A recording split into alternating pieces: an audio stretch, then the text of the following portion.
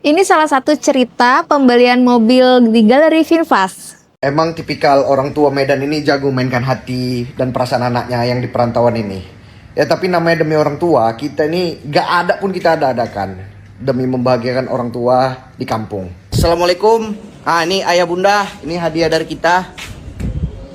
Mobil Finfast. Ini dari Yawa Perfume. Insyaallah berkah. Untuk ayah, terima kasih atas semua pengabdiannya. Ini hadiah pensiun untuk ayah. Untuk bunda juga ini untuk pergi pasar.